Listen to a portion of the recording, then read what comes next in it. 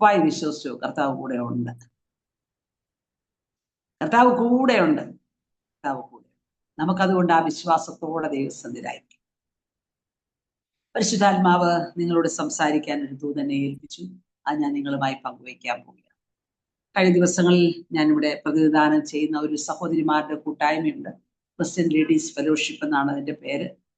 ആ മീറ്റിങ്ങിന്റെ കൂട്ടായ്മയുടെ 10ാമത്തെ വർഷം പൂർത്തിയായി 11ലേക്ക് പ്രവേശിക്കുകയായിരുന്നു. 20-ാം തീയതി ഞാൻ ലൈവിന്റെ ലിങ്ക് ഒക്കെ ഇട്ടിട്ടുണ്ടായിരുന്നു. ആന്റി സിസ്റ്റർ അയക്കുമായിരിക്കും, അയച്ചതെന്നായിരിക്കും. വളരെ അനുഗ്രഹിക്കപ്പെട്ടതിന് 10 വർഷം പൂർത്തിയാക്കി. ഞാൻ ഓരോ ദിവസവും ഞാൻ ഓർക്കും അതെങ്ങനെയായി 10 വർഷം വളർന്നു എന്ന് എനിക്കറിയത്തില്ല. ആ എൻ്റെ കൂടെയുള്ള കൂട്ടുവേലക്കാരായ സഹോദരിമാരിൽ ഏറ്റവും കഴിവ് കുറഞ്ഞ ആള് ഞാൻ. അവരൊക്കെ MD ഒക്കെ എടുത്തവരാ എൻ്റെ കൂടെയുണ്ട്. ഞാൻ പേടിച്ചാ നിൽക്കുന്നു. പക്ഷെ ഞങ്ങൾ ഒന്നിച്ച് നിൽക്കുന്ന ഗ്രൂപ്പിൽ വളരെ അനുഗ്രഹിക്കപ്പെട്ട സന്തോഷകരമായ അനുഭവങ്ങളാണ്. കഴിഞ്ഞ ദിവസം 14 ജില്ലയിൽ നിന്നും മഹാരാഷ്ട്രയിൽ നിന്നും കർണാടകയിൽ നിന്നൊക്കെ വന്ന ദേവദാസിമാർ ഒരുമിച്ച് ചേർന്ന് കെട്ടിപ്പിടിച്ചൊക്കെ അവർ ഇങ്ങനെ സ്നേഹിക്കുന്നതൊക്കെ കണ്ടപ്പോൾ എനിക്ക് തന്നെ ഭയങ്കര അത്ഭുതം തോന്നി. ഇവരൊക്കെ ദൂരെ ദൂരെ ഇങ്ങനെ ഗൂഗിൾ മീറ്റിലൂടെ ഒക്കെ കാണുന്നവരാ. ഒരുമിച്ച് കൂടി ആ സന്തോഷം പങ്കിടാൻ കർത്താവ് കൃപ ചെയ്തു. ഞാൻ പറയട്ടെ, ഭൂമിയിലുള്ള ഏറ്റവും വലിയ സന്തോഷം അതാണ്, അല്ലെ? നമുക്ക് നമ്മുടെ വീടുകളിലൊക്കെ കൂട്ടായ്മകളുണ്ട്. അതിനേക്കാളൊക്കെ ദൈവമക്കൾ തമ്മിലൊരു ഭയങ്കര ബന്ധമാണ്. അതിനകത്ത് ഈ പ്രസിദ്ധരെന്നും ലോകത്തിന് ചുമ്മാ ഞാൻ പോലെ തന്നെ ഒരാൾ ഭക്ഷണം കഴിക്കുന്നു, എനിക്ക് അതിനകത്തൊന്നും ഒരു പ്രത്യേകതയൊന്നുമില്ല. കാരണം ഓരോരുത്തരും ഓരോ കാര്യത്തിൽ പ്രസിദ്ധരാണ്. നല്ലൊരു അമ്മയായിട്ട് പ്രസിദ്ധരായവർ നിങ്ങളുടെ, നല്ല നേഴ്സുമാരുണ്ട്, നല്ല ഡോക്ടേഴ്സ് ഉണ്ട്. നിങ്ങളെ നിൽക്കുന്ന ഫീൽഡിൽ നിങ്ങൾ പ്രസിദ്ധരാണ്. അപ്പൊ ഒരു കഴിവ് തന്നതുകൊണ്ട് ഇങ്ങനെ ആൾക്കാർ അറിയപ്പെടുന്നു എന്നുള്ളതല്ലാതെ അതിൽ കവിഞ്ഞ് നമുക്കൊന്നും പ്രശംസിക്കാനില്ലെന്ന് ഞാൻ ദൈവസന്നിധി തിരിച്ചറിയും.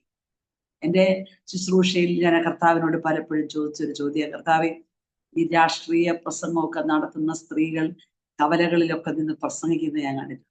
അപ്പൊ ഞാൻ ചോദിച്ചിട്ടുണ്ട്, കർത്താവ്, ഇവരിൽ ഒരാളെ അങ്ങ് തെരഞ്ഞെടുത്താൽ പോരായിരുന്നു? മുട്ടുകൂട്ടിയിടിക്കാതെ പ്രസംഗിക്കാൻ അറിയാവുന്ന എത്രയോ സഹോദരിമാരുണ്ടല്ലേ. ഇപ്പോഴും മുട്ടുകൂട്ടിയിടിച്ചാ നമ്മൾ നിൽക്കും. അപ്പൊ ഇത്രയും കഴിവുള്ള ഇവരെ ഒക്കെ തെരഞ്ഞെടുക്കാൻ മേലായിരുന്നു. അപ്പൊ കർത്താവ് എന്നോട് പറഞ്ഞു, അവരെ ഞാൻ തെരഞ്ഞെടുത്താൽ കുറെ കഴിയുമ്പോൾ അവരുടെ കഴിവ് കണ്ട് ഞാനും കർത്താവും കൂടെ കാര്യങ്ങൾ ചെയ്തു തന്നു. അത് പറയാതിരിക്കാൻ ഒരു കഴിവുമില്ലാത്തവരെ ഞാൻ തെരഞ്ഞെടുത്താൽ ഇതിന് മുഴുവൻ മഹത്വം എനിക്ക് ലഭിക്കും. അതാണ് എന്നെ തെരഞ്ഞെടുക്കാറുള്ളത്. അതുകൊണ്ട് നമ്മളെ കർത്താവ് തെരഞ്ഞെടുത്തതിന്റെ മുഴുവൻ മഹത്വം, നമ്മിലൂടെ ചെയ്യുന്ന എല്ലാ കാര്യങ്ങളുടെയും മഹത്വം കർത്താവിന് ലഭിക്കട്ടെ. വളരെ ആത്മാർത്ഥമായി പ്രാർത്ഥിക്കുന്ന ദേവദാസിമാരാണ് നിങ്ങളെന്ന് എനിക്കറിയാം. നിങ്ങളെല്ലാവരെയും കർത്താവ് ധാരാളമായിട്ട് അനുഗ്രഹിക്കട്ടെ. ഇങ്ങനെ ഒരു ഗ്രൂപ്പിൽ കടന്നു വരാൻ നിങ്ങൾ എനിക്ക് അവസരം തന്നതിന് പ്രത്യേകം നന്ദി പറയുന്നു. കർത്താവ് ധാരാളമായിട്ട് അനുഗ്രഹിക്കട്ടെ. ഏറ്റവും ശക്തനായ കരയുന്ന പ്രവാചകനായിരുന്നു ഇരമ്യ. എന്നാൽ ഇരമ്യാവിന്റെ ജീവിതത്തിൽ ബാലനായിരുന്നപ്പോ തന്നെ ഒരു പ്രത്യേക വിളി ലഭിച്ച മനുഷ്യനാണ്. എന്റെ വചനഭാഗം അതല്ലെങ്കിൽ ദൈവാത്മാവ് ഓർപ്പിച്ചൊരു കാര്യം പറയും. ഇപ്പൊ ശക്തനായ പ്രവാചകന്, ആത്മാവിൽ ഉപയോഗിക്കപ്പെട്ട പ്രവാചകന്. പക്ഷെ കുറേ ഇങ്ങോട്ട് വന്നപ്പോ ഞാൻ നിന്നെ നിർത്തും, ഞാൻ നിന്നെ തെരഞ്ഞെടുത്തതാണ്, അമ്മയുടെ ഗർഭപാത്രത്തിൽ ഞാൻ നിന്നെ കണ്ടതാ, ഇതൊക്കെ പറഞ്ഞ് തെരഞ്ഞെടുത്ത് ശുശ്രൂഷ ചെയ്യുന്ന മനുഷ്യനാണ്. പക്ഷെ കുറച്ചിങ്ങോട്ട് വന്നൊരു 16-ാം അധ്യായമൊക്കെ വന്നപ്പോഴത്തേക്കിന് തൻ്റെ ഹൃദയത്തിൽ ഒരു ചിന്ത, ഞാൻ ഇത്രയും നന്നായിട്ട് നിന്നിട്ടും എനിക്ക് ഈ പ്രതികൂലങ്ങളാണ്. ഞാൻ കർത്താവിന് വേണ്ടിയൊക്കെ ദൈവത്തിന് വേണ്ടിയൊക്കെ ശക്തമായി നിൽക്കുന്ന മനുഷ്യനാണ്, പക്ഷേ എനിക്ക് എല്ലാം പ്രതികൂലങ്ങളാണ്. അദ്ദേഹം 15-ാം അധ്യായത്തിൽ പറയുന്ന വാക്യങ്ങൾ വായിച്ചാൽ മതി. ഞാൻ നിന്റെ വചനം കണ്ടെത്തി ഭക്ഷിച്ചതാ, നിന്റെ വചനങ്ങൾ എനിക്ക് സന്തോഷമായിട്ടുണ്ട്. ഞാൻ വേണ്ടാത്തൊരു കളിക്കാരുടെ കൂട്ടത്തിലൊന്നും ഇരുന്ന് ഉല്ലസിച്ചിട്ടുള്ള ആളല്ല. നീ എന്നെ നീരസം കൊണ്ട് നിറച്ചുകൊണ്ട് തന്നെ ഇരുന്നിട്ടുണ്ട്. ഞാൻ എല്ലാ കാര്യവും ഇടപെടുന്ന ആളല്ല. ഒത്തിരി ലോകപരമായ സന്തോഷത്തിലൊന്നും ഞാൻ പോകത്തില്ല. കാരണം ബാലനായിരുന്നപ്പോൾ തന്നെ വിളിച്ചതാണ്. അദ്ദേഹം ഒരു പുരോഹിതന്റെ മകനാണ്. ഒരു പ്രവാചകനാകാൻ പാടാ. പുരോഹിതൻ എന്ന് പറയുന്നയാള് സോഫ്റ്റ് ആയിട്ട് ശുശ്രൂഷിക്കുന്നത്, കുഞ്ഞാടുകളെ എന്നൊക്കെ വിളിച്ച് ശുശ്രൂഷിക്കുന്നതാണ്. പക്ഷെ പ്രവാചകൻ എന്ന് പറഞ്ഞാൽ സർപ്പസന്തതിയെ എന്ന് വിളിക്കുന്നതാണ്. ഇത് രണ്ടും കൂടെ ചേരത്തില്ല ഒരു വീട്ടിൽ. പുരോഹിതനും പ്രവാചകനും ഒരു വീട്ടിലാവത്തില്ല. കാരണം പുരോഹിതൻ ദൈവത്തോട് ജനത്തിന്റെ കാര്യങ്ങൾ പറയുമ്പോൾ പ്രവാചകൻ ദൈവത്തിൽ നിന്ന് ജനത്തോട് കാര്യം പറയും. കുറച്ചുകൂടെ ശക്തമായ ദൈവത്തിന്റെ അധികാരത്തോടെ പറയുന്നത്. ഇത് രണ്ടും കൂടെ ഒരു വീട്ടിലാവാൻ സമ്മതിക്കത്തില്ല. കാരണം ഒരു പുരോഹിതന്റെ മകൻ പുരോഹിതനാണ്, പക്ഷെ ദൈവം വ്യത്യസ്തമായി അവനെ ശുശ്രൂഷയ്ക്ക് വിളിച്ചു. അപ്പൊ പുള്ളിയുടേതായ ന്യായങ്ങളെല്ലാം പറഞ്ഞിങ്ങനെ വന്നിട്ട് പറയാണ്, നീ എനിക്ക് ചതിക്കുന്ന തോടും വറ്റിപ്പോകുന്ന വെള്ളവും പോലെ ആയിരിക്കുന്നത് എന്ത്? ഇത്രയും നാൾ ഞാൻ വിശ്വസ്തമായിട്ട് നിന്റെ വേല ചെയ്തു, നിനക്ക് വേണ്ടി ഞാൻ പ്രവചിച്ചു, പക്ഷെ ഇപ്പൊ നീ എനിക്കൊരു ചതിക്കുന്ന തോടായി നിൽക്കുക. ദൈവത്തോട് പറയുമ്പോ സൂക്ഷിച്ച് പറയണേ. എല്ലാം ഒന്നും ദൈവത്തോട് പറയാൻ പറ്റത്തില്ല കേട്ടോ. ഈ ഒറ്റ ചോദ്യമേ ചോദിച്ചുള്ളൂ. 19-ാം വാക്യം നോക്കിയേ. യഹോവ ഇപ്രകാരം അരുളിച്ചത്, നീ മടങ്ങി വന്നാൽ ഞാൻ നിന്നെ വീണ്ടും കൈക്കൊള്ളും. നീ അധമമായത് ഒഴിച്ച് ഉത്തമമായത് പ്രസ്താവിച്ചാൽ നീ എന്റെ വായി പോലെ. ഞാൻ ചോദിക്കട്ടെ, എന്തോ പറഞ്ഞു? നീ എനിക്കൊരു ചതിക്കുന്ന തോടായോ? നീ എന്നെ ഇപ്പൊ ചതിക്കുവാണോ എന്നൊന്ന് ചോദിച്ചേ ഉള്ളൂ. പക്ഷെ ദൈവം പറഞ്ഞു, നീ മടങ്ങി വരണം. നീ വന്നാൽ ഞാൻ നിന്നെ വീണ്ടും കൈക്കൊള്ളും. അപ്പം അതിന്റെ അർത്ഥം എന്നാ? ഇപ്പൊ ഈ പറഞ്ഞ വാക്ക് നിമിത്തം ഞാൻ നിന്നെ ഉപേക്ഷിക്കുക, പക്ഷെ നീ മടങ്ങി വന്നാൽ ഞാൻ നിന്നെ വീണ്ടും ചേർക്കാം. ഞാൻ സത്യം പറഞ്ഞ പേടിച്ചു പോയി. അങ്ങനെയാണ് എപ്പോഴേ നമ്മളെ ഉപേക്ഷിക്കേണ്ട സമയം കഴിഞ്ഞു. നമ്മൾ എന്തെല്ലാം പറഞ്ഞു വേദനയുടെ നടുവിൽ ചെറിയ കാര്യം പറഞ്ഞപ്പോ പറയാം, നിന്നെ വിട്ടു, ഇനി വേണേ വീണ്ടും കൈക്കൊള്ളണമെങ്കിൽ നീ മടങ്ങി വരണം. അടുപ്പം കൂടുമ്പോ വാക്ക് സൂക്ഷിക്കണം. ദൈവത്തോടുള്ള ഇന്റിമസി കൂടുമ്പോൾ നിന്റെ ചെറിയ വാക്കിന് പോലും ദൈവത്തിന്റെ മനസ്സ് വേദനിക്കും. അത് ചിന്തിച്ചിട്ടുണ്ടോ? ചിലർ പറയല്ലേ, ആര് വേണേലും പറഞ്ഞോട്ടെ, നീ എന്നോടത് പറയരുത്. നമ്മുടെ അച്ചായന്മാരൊക്കെ ചിലപ്പോ പറയും, ആരെന്നെ കുറ്റം പറയാൻ എനിക്ക് വിഷയമല്ല, പക്ഷെ നീ എന്നെ ഒന്നും പറയരുത്. എന്താ? നീ ആ ഇന്റിമേറ്റ്. പുറത്ത് നിൽക്കുന്ന റോസമ്മ പറഞ്ഞാലോ അന്നമ്മ പറഞ്ഞാലോ പുള്ളി കേൾക്കത്തില്ല. പക്ഷെ നമ്മൾ പറയുമ്പോഴോ, അച്ഛാ ശരിയല്ലെന്ന് പറയുമ്പോ അവർക്കൊക്കെ പറയാം, നീ എന്നോട് പറയരുത്. അതാ ഇന്റിമസിയാ. മനസ്സിലാവുന്നുണ്ടോ? ദൈവത്തോട് കൂടുതൽ അടുത്തവരായി ഇതിനകത്ത് ഇരിക്കുന്നേ. ഇതിനകത്തുള്ള ഡിവൈസിൽ 19 ഡിവൈസിൽ 18 പേരും ഇന്റിമേറ്റ്സ് കർത്താവിനോട്, അല്ലേ? അപ്പൊ നീ പറയുന്ന വാക്കുകൾ അല്പം കൂടെ സൂക്ഷിക്കണമെന്ന് പരിശുദ്ധാത്മാവ് പറഞ്ഞാലോ? അടുത്ത വാക്യത്തിൽ പറഞ്ഞ അധമമായത് ഒഴിച്ച് ഉത്തമമായത് പ്രസ്താവിക്കുമെന്ന് പറഞ്ഞാൽ extract precious from the worthless. Extract ചെയ്യണം പ്രഷ്യസ് ആയത് വില കുറഞ്ഞതിൽ നിന്ന്. അതാണ് എന്റെ ട്രാൻസ്ലേഷൻ. വില കൂടിയത് വില കുറഞ്ഞതിൽ നിന്ന് എക്സ്ട്രാക്ട് ചെയ്യണം എന്ന് പറഞ്ഞാൽ എന്താ? ഈ റോസാപ്പൂ ഒക്കെ തോട്ടത്തിൽ ഇങ്ങനെ ഇഷ്ടംപോലെ കിൻഡല് കണക്കിന് നിൽക്കും. ഒരു ദിവസം കഴിയുമ്പോൾ പിന്നെ അത് വാടിപ്പോയിക്കൊള്ളാം. നല്ല കർഷകർ അത് വിരിയാൻ തുടങ്ങുമ്പോൾ കളക്ട് ചെയ്ത് ഒരുമിച്ച് കൊണ്ടുപോയി അതിനെ എക്സ്ട്രാക്ട് ചെയ്യും, അതിന്റെ എസൻസ് പുറത്തെടുക്കും. അതൊരു ചെറിയ കുപ്പിക്കകത്ത് കിട്ടുന്നതിന് ഒരു ഡ്രോപ്പ് മതി, മണം ഭയങ്കര. 100 കണക്കിന് റോസാപ്പൂക്കൾ എക്സ്ട്രാക്ട് ചെയ്യുമ്പോഴാ ഏറ്റവും പെർഫ്യൂമായ ഒരു ഡ്രോപ്പ് കിട്ടുന്നേ. അപ്പൊ വർത്ത്ലെസ്സായ അതിന്റെ ചവറെല്ലാം കൂടെ കളഞ്ഞിട്ട് അതിനകത്തുനിന്ന് ഏറ്റവും പ്രഷ്യസ് ആയത് കയ്യിലെടുക്കണമെന്ന സ്വർഗം ആഗ്രഹിക്കുന്നു. വില കുറഞ്ഞ ഒരുപാട് കാര്യങ്ങളുടെ നടുവിൽ നാം ജീവിക്കുമ്പോൾ സ്വർഗത്തിലെ ദൈവത്തിന് പ്രസാദമായ ചില പ്രഷ്യസ് ആയത് നിങ്ങളിൽ നിന്നും എന്നിൽ നിന്നും ദൈവം പ്രതീക്ഷിക്കും. അപ്പൊ വലിയ പ്രോസസ്സിൽ കൂടെ ഓടിച്ചെന്ന് പിടിച്ച് പിഴിഞ്ഞെടുക്കുമൊന്നുമല്ല. പല പ്രോസസ്സിലൂടെ കടത്തിവിട്ട് വേണം ഏറ്റവും വില കൂടിയത് വരാൻ. ഞാൻ ഒരിക്കലും ഇത് പ്രസംഗിച്ചു. സൗദി അറേബ്യയിലെ ഒരു ഗ്രൂപ്പിൽ ഞാനിങ്ങനെ പ്രസംഗിച്ചു കഴിഞ്ഞപ്പോൾ ഒരു മനുഷ്യൻ എൻ്റെ നമ്പറിലേക്ക്, എൻ്റെ വാട്സപ്പിലേക്ക് ഒരു പടം ഇട്ടു. ആ പടം എക്സ്ട്രാക്ട് ഒലിവ് ഓയിലിരുന്ന. അദ്ദേഹത്തിന് ആ മെസ്സേജ് കേട്ടപ്പം ഇതിങ്ങനെ പറഞ്ഞു തന്നപ്പോ എപ്പോഴോ പറഞ്ഞു. അപ്പൊ പുള്ളി പെട്ടെന്ന് ഇതയച്ചു. എന്നോട് പറഞ്ഞു, ആന്റി പ്രസംഗിച്ചത് ഇനി എവിടെയെങ്കിലും പ്രസംഗിക്കുമ്പോൾ എനിക്ക് പറയാൻ വേണ്ടി ഞാൻ ഇട്ടതാ. ഇത് എക്സ്ട്രാക്ട് ചെയ്ത് ഒലിവ് ഓയിലാ. സാധാരണ ഒലിവ് ഓയിലുകൾ ഒത്തിരി ഉണ്ട്, പക്ഷെ ഇത് ഈ രാജകുടുംബങ്ങളിലൊക്കെ കൊടുക്കാൻ വേണ്ടി എക്സ്ട്രാക്ട് ചെയ്യുന്നതായത്. മനസ്സിലാവുന്നുണ്ടോ? അതിന് വില കൂടുതല, പ്രഷ്യസാ. ദൈവം നമ്മെ ശുദ്ധീകരിച്ചെടുത്താൽ നമ്മുടെ വാക്ക് പ്രഷ്യസാ. ആയിരക്കണക്കിന് മനുഷ്യർ നിൽക്കുന്നതിനിടയിൽ ഒരു ഭക്തന്റെ വാക്കുകൾ പ്രഷ്യസാകണം. യേശുവിന്റെ നാമത്തിൽ ഞാൻ ഇന്ന് പകൽ ഈ ദൂത് നിങ്ങളോട് ആദ്യം പറഞ്ഞു. നിങ്ങൾ പറയുന്ന വാക്കുകൾ പ്രഷ്യസാ. എന്താ അങ്ങനെ പറഞ്ഞേ? ക്യാൻസർ രോഗിയെ കാണാൻ നമ്മൾ പോവാ, ഏറ്റവും സീരിയസാ. നമ്മളവിടെ ചെന്നിട്ട് എന്നാ പറയും? കർത്താവേ വലിയ വേദന കൂടാതെ എടുക്കണേ, നല്ലൊരു അന്ത്യം കൊടുക്കണേ. ഇത് പറയാനായിട്ട് നമ്മൾ അവിടെ വരെ വണ്ടിക്കൂലി മുടക്കി പോകണ്ട. RCCക്കാരത് പറഞ്ഞിട്ടിട്ടുണ്ട്. നമ്മൾ പിന്നെ അതിനുവേണ്ടി കഷ്ടപ്പെട്ടു പോകണ്ട. പിന്നെ നമ്മൾ എന്തിനാ പോണേ? ഇതൊക്കെ ഇങ്ങനെയാണെങ്കിലും ദൈവപ്രവൃത്തി ഇവിടെ വെളിപ്പെടും. നമ്മൾ പറഞ്ഞാൽ അത്ഭുതം നടക്കുമെന്നേ വിശ്വസിക്കാമോ എന്ന് നിന്റെ വായി കൊണ്ട് ചോദിക്കാൻ സ്വർഗം ആഗ്രഹിക്കും.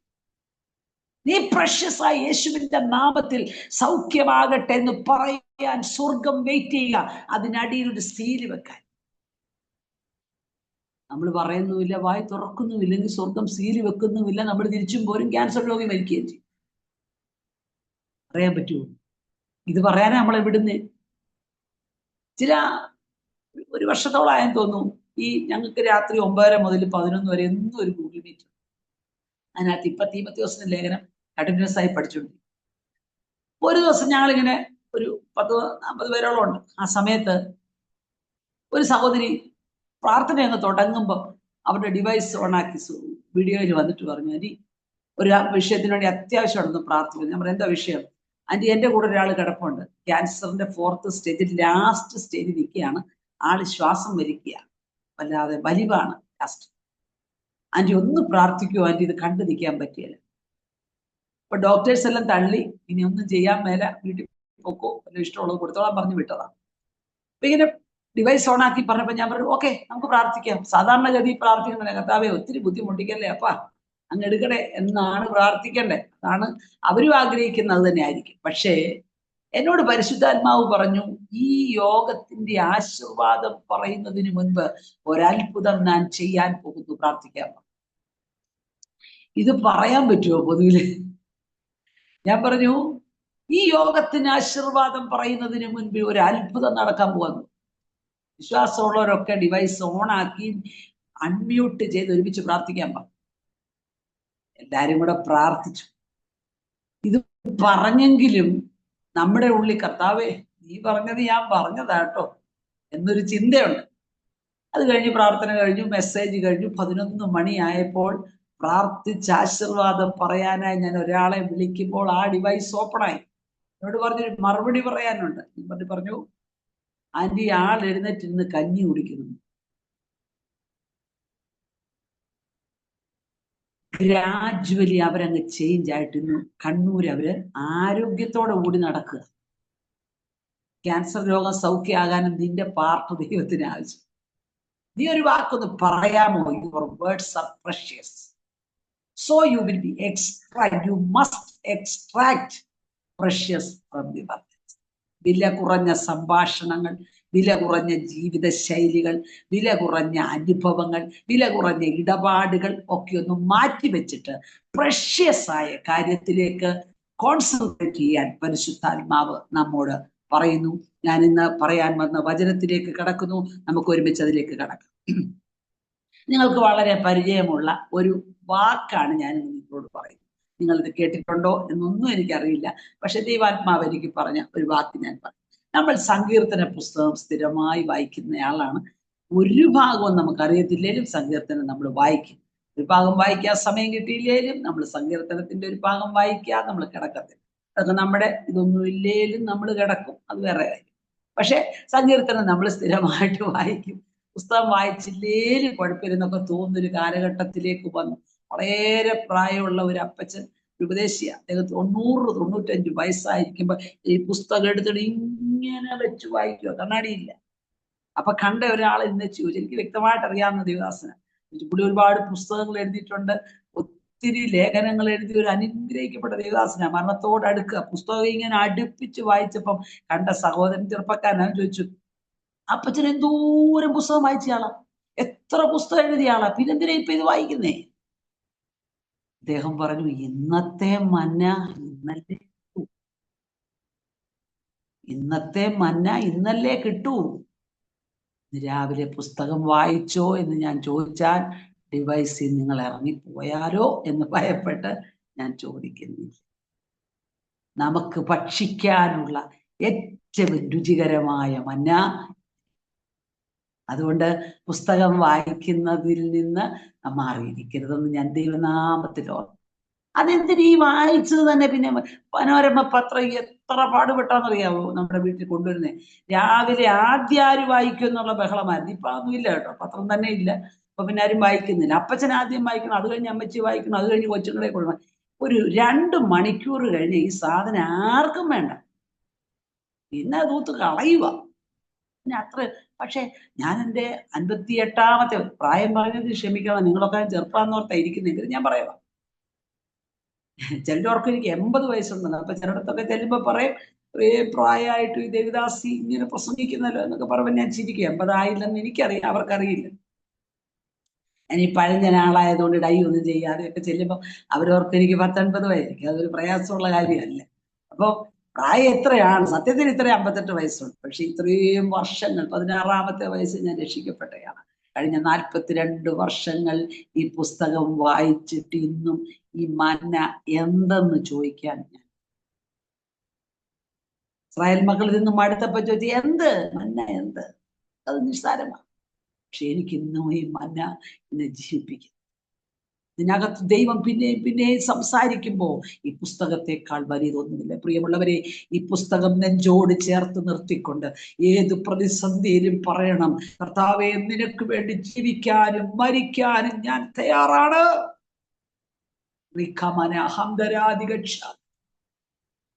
നിന്നേക്കാൾ, നിന്റെ വചനത്തെക്കാൾ എനിക്ക് വലുതൊന്നുമില്ല.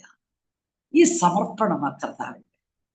നമ്മൾ അപവാദം കേൾക്കും, അപമാനം കേൾക്കും, കുറ്റപ്പെടുത്തൽ കേൾക്കും, ഒറ്റപ്പെടുത്തൽ വരും. ഞാൻ ഇട്ടേച്ച് പോവാ എന്ന് പറയാൻ എന്തെളുപ്പാന്നറിയോ? എവിടെ പാൻ? ഈ ആൾക്കാരെല്ലാം കൂടെ ഇളകി കുറ്റം പറഞ്ഞപ്പോഴാ പത്രോസിനെ അങ്ങോട്ട് ദേഷ്യവും ടെൻഷനും എല്ലാം കൂടെ കയറിയച്ചാ വന്ന് പറഞ്ഞേ, കർത്താവെ, കാര്യമൊക്കെ ശരി, ആള് മുഴുവൻ പോവാട്ടോ. നമ്മുടെ കൂടെ വന്നവരൊന്നും ഇപ്പൊ പകുതിയില്ല. എന്തോരം പേര് വന്ന് അപ്പം തിന്നതാ. ഇപ്പൊ ആളെല്ലാം കുറഞ്ഞു. ഒന്ന് ലൈറ്റാക്കാവോ?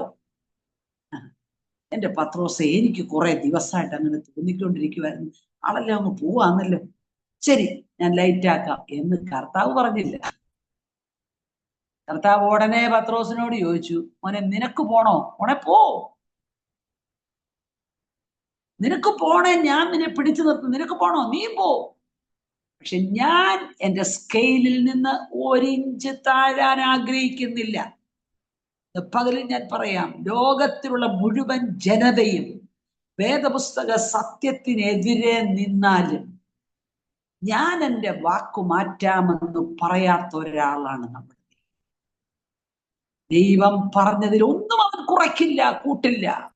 നീ ഒറ്റപ്പെടുകയോ വേദനപ്പെടുകയോ തള്ളപ്പെടുകയോ ചെയ്യുമ്പോൾ ഓർക്കണം, നിന്റെ കൂടെ വാക്ക് പറഞ്ഞ കർത്താവിന്റെ സാന്നിധ്യമുണ്ട്. ഒന്ന് ദൈവത്തിന് സ്തോത്രം ചെയ്യാമോ? മനുഷ്യരൊക്കെ ഈ വചനത്തിന്റെ പേരിലല്ലേ നമ്മെ തള്ളിക്കളഞ്ഞത്. നടുവിട്ടു, വീട് വിട്ടു, നാമധേയ കൂട്ടം വിട്ടു, കാഠിന്യമം ശോധനയിൽ യാനം ചെയ്തോരായി. നാടുവിട്ടു, വീട് വിട്ടു, നാമധേയ കൂട്ടം വിട്ടു, കാഠിന്യമം ശോധനയിൽ യാനം ചെയ്തോരായി. കൂടിയൊന്നായി വാഴാൻ വഞ്ചിച്ചെത്ര നാളായി, കാരുണ്യവാൻ പണി കാടിച്ച കൊട്ടാരം തന്നിൽ, ആ കൊട്ടാരം തന്നിൽ അല്പകാലം മാത്രം ഈ ഭൂമിയിലെ വാസം, സ്വർപ്പൂരമാണെന്റെ നിത്യമാം വീട്, എന്റെ നിത്യമാം വീട്. എന്തിനു വേണ്ടി നാട് വിട്ടു? എന്തിനു വേണ്ടി വീട് വിട്ടു? വചനത്തിനു വേണ്ടി. കയ്യിലിരിപ്പ് കൊള്ളാത്തത് കൊണ്ട് വിട്ടതല്ല, സത്യവചനം അംഗീകരിച്ച് ഈ മാർഗത്തിലേക്ക് ഇറങ്ങി വന്നപ്പോൾ നാടുവിടേണ്ടി വന്നു, വീടുവിടേണ്ടി വന്നു. ചർച്ചക്കാരും ബന്ധുക്കളും ഒറ്റപ്പെടുത്തേണ്ടി വന്നു. ഇന്ന് പകൽക്കാലം ഓർക്കുക, പരിശുദ്ധാത്മാവിന്റെ സാന്നിധ്യം ഈ മീറ്റിംഗിനകത്ത് ചലിക്കുന്നത് ഞാൻ ആത്മാവിൽ അറിയുകയാണ്. ഇതിനകത്തിരിക്കുന്നവരോട് ദൈവാത്മാവ് പറഞ്ഞ, ലോകം മുഴുവൻ നിന്നെ തള്ളി മാറ്റിയാലും നിന്റെ അകത്ത് ലഭിച്ച വചനത്തിന്റെ വ്യവസ്ഥയിൽ നീ മാറാതിരുന്നാൽ ഞാൻ നിന്റെ കൂടെ നിൽക്കുമെന്ന് എന്ന് പറഞ്ഞ ദൈവ സാന്നിധ്യം നിങ്ങൾ ഇരിക്കുന്ന മുറികൾക്കകത്ത് ചലിക്കാൻ പ്രാർത്ഥിക്കണം. അതുകൊണ്ട് തന്നെ പരിശുദ്ധാത്മാവ് ഞാൻ പറയട്ടെ, വചനം വളരെ ആഴത്തിൽ ധ്യാനിക്കണം, അതിനകത്തൂടെ യാത്ര ചെയ്യണം. പരിശുദ്ധാത്മാവ് ഇടപെടട്ടെ എന്ന് ഞാൻ പ്രാർത്ഥിക്കുന്നു. നാം സങ്കീർത്തനം വായിക്കുന്നവരാണ്. സങ്കീർത്തനകത്തിനകത്ത് കൂടെ കൂടെ കാണുന്ന ഒരു വാക്കുണ്ട്.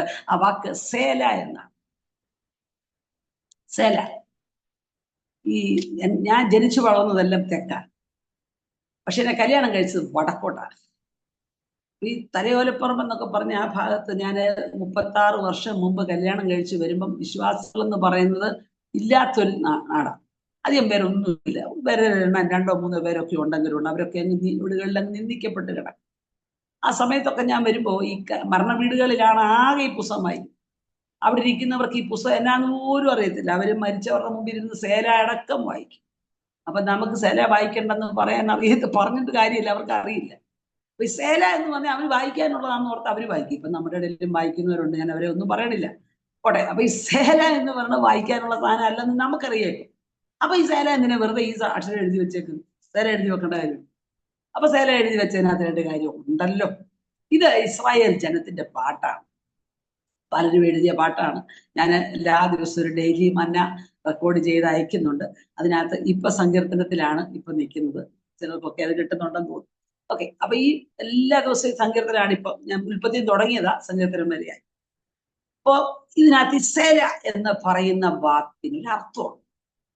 അപ്പൊ ഈ പാട്ട് പാടിക്കൊണ്ടിങ്ങി വരും എന്ന് പറഞ്ഞാൽ ഭയങ്കരമായിട്ട് വാദ്യോപകരണങ്ങളൊക്കെ ഉപയോഗിച്ച് ഇവർ പാട്ട് പാടിക്കൊണ്ടിരിക്കുന്നതിനിടയിൽ സേല എന്ന ഒരു വാക്ക് അവിടെ ഉപയോഗിക്കുന്നതിന്റെ അർത്ഥം ഗായകരും വാദ്യോപകരണങ്ങളും ഒന്നിച്ച് നിർത്തണം, എന്നിട്ട് ഇതുവരെ പാടിയത് ധ്യാനിച്ചിട്ട് പുനരാരംഭിക്കണം. അപ്പൊ സേല എന്ന 2 അക്ഷരമുള്ള വാക്കിന്റെ അർത്ഥം ഇതാണ്: ഗായകരും വാദ്യോപകരണങ്ങളും ഒന്നിച്ച് നിർത്തണം, സ്റ്റോപ്പ്.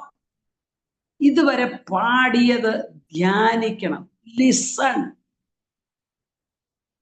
എന്നിട്ട് വീണ്ടും പുനരാരംഭിക്കണം, പ്രൊസീഡ്.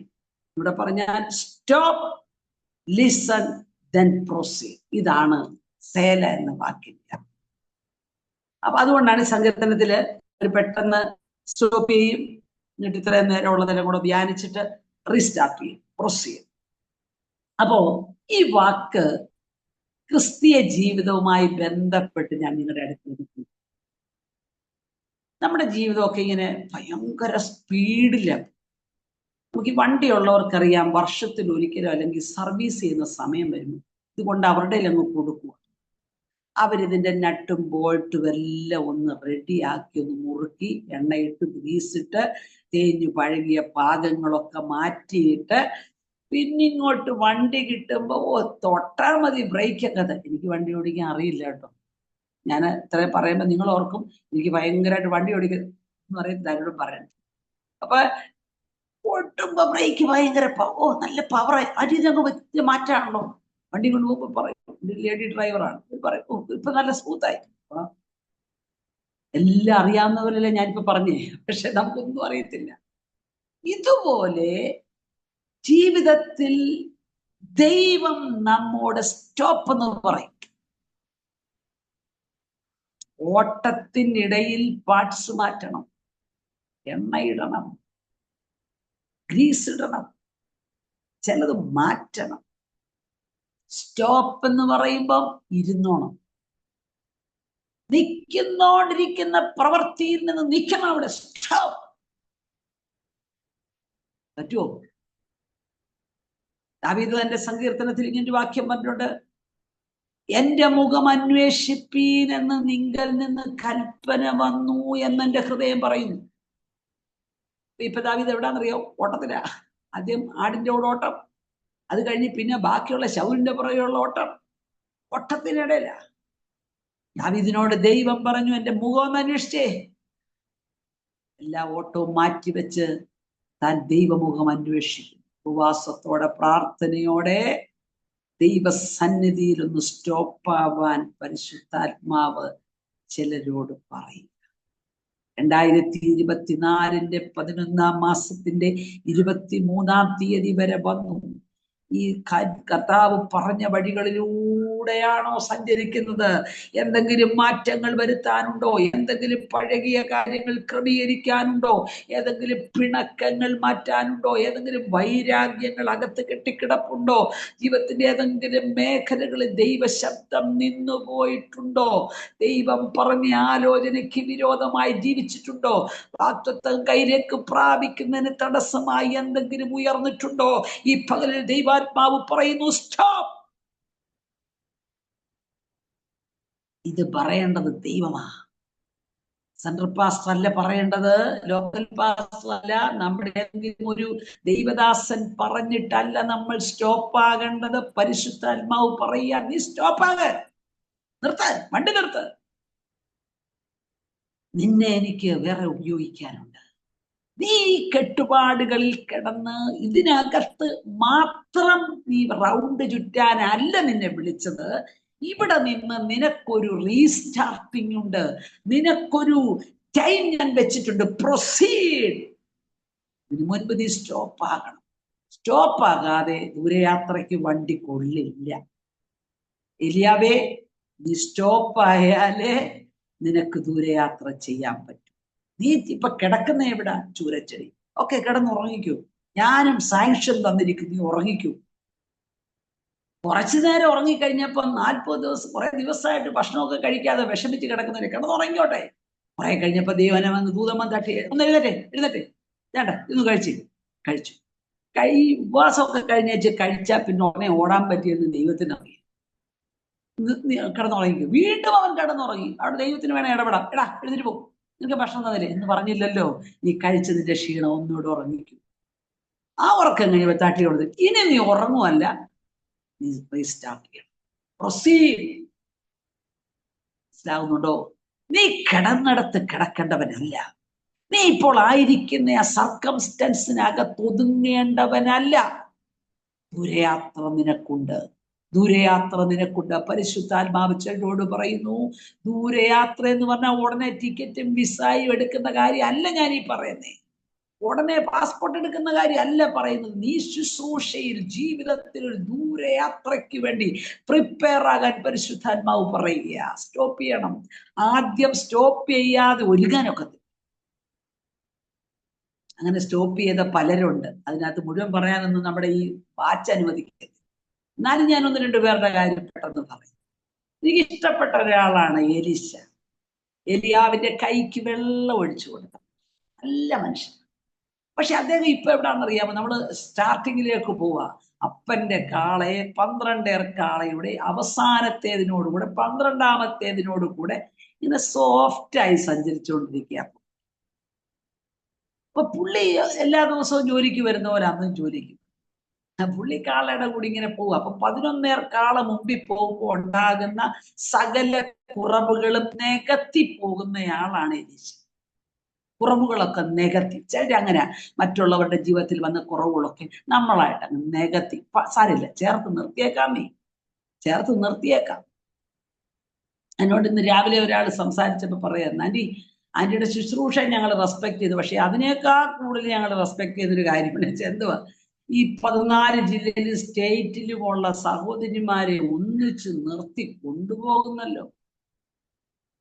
ഒരത്ഭുതമാണ്.